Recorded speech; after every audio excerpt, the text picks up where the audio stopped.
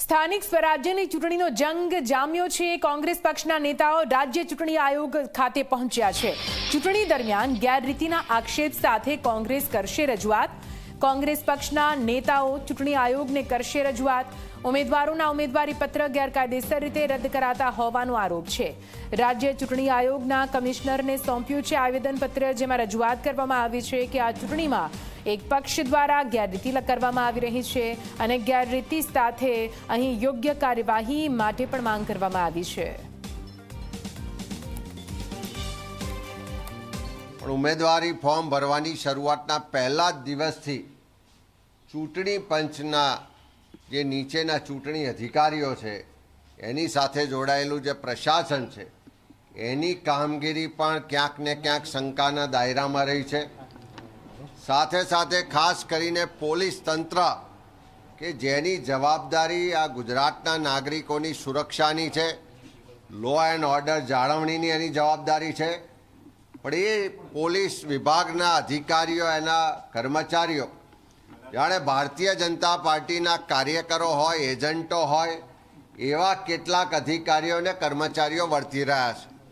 પહેલા જ દિવસથી અલગ અલગ વિસ્તારોમાં MIM હોય કે બીજા અપક્ષ ઉમેદવારો ઊભા રાખવા માટે એના પેપર્સ તૈયાર કરવાથી લઈ અને એ માટે ધાક ધમકી આપવા માટે બુટલેગરોને સાથે રાખીને પ્રયત્નો થયા। તો આપ જુઓ, પ્રદેશ કોંગ્રેસ અત્યારે ગેરરીતિના આરોપો સાથે મેદાનમાં છે, ચૂંટણી પંચ ખાતે પહોંચ્યો છે અને આવેદનપત્ર આપવામાં આવ્યું છે। જો કે શું કાર્યવાહી થાય તેના પર સૌ કોઈની નજર।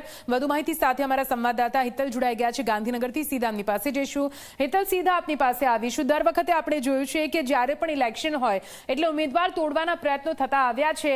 આ વખતે જે રીતે ફોર્મ રદ થયા છે તેના પર પણ શંકા વ્યક્ત કરતા કોંગ્રેસે ચૂંટણી પંચમાં રજૂઆત કરવા માટે પહોંચ્યા। તેમનું શું કહેવું છે? શું કઈ આવેદનપત્રમાં રજૂઆત કરવામાં આવી? શું કઈ સામે આવી રહ્યું છે? હિતલ,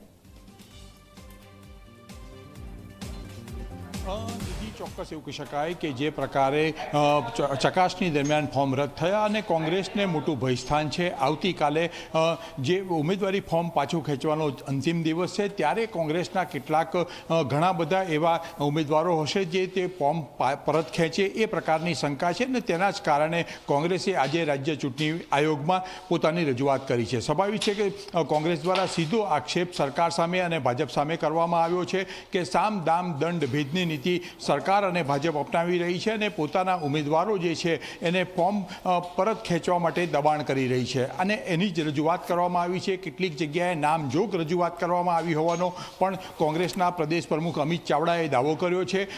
સાથે ગાંધીનગરનું કલોલ હોય, સુરત હોય, રાજકોટ હોય, આ તમામ જગ્યાએ જે પ્રકારે અજ્ઞાત સ્થળે લઈ જવાની ફરજ પડી હતી તેના પરિપ્રેક્ષમાં પણ અમિત ચાવડાએ સ્પષ્ટ કીધું છે કે જે પ્રકારે સરકારની કામગીરી રહી છે એ સરકારની કામગીરી ચૂંટણી પંચની પણ કામગીરી તેઓએ શંકાના દાયરામાં ગણાવી છે, કારણ કે ચૂંટણી પંચમાં પણ ભૂતકાળમાં પણ રજૂઆત કરી હતી, આમ છતાં કોઈ પગલાં લેવાયા નથી, એ પ્રકારની અમિત ચાવડાની રજૂઆત છે। અમિત ચાવડા સાથે જે પ્રતિનિધિ મંડળ આવ્યું હતું તેમને સ્પષ્ટ રીતે આણંદની વાત હોય, અન્ય શહેરોની વાત હોય, અમુક પોલીસ સ્ટેશનોની વાત હોય, ઇવન અમદાવાદની પણ વાત છે, તો એ તમામ જગ્યાએ અધિકારીઓથી માંડીને તમામ લોકો કોંગ્રેસના ઉમેદવારોના ફોર્મ પરત ખેંચાય એ માટે પ્રયત્નશીલ બન્યા છે અને એવો સીધો આક્ષેપ પોલીસ તંત્ર પર કર્યો છે એવું ચોક્કસ આવેદનપત્રમાં, અને આવેદનપત્રમાં તેઓએ ચૂંટણી આયોગ સામે કામગીરી અને પગલાં ભરવાની માંગણી કરી છે। સાથે સાથે નિધિ,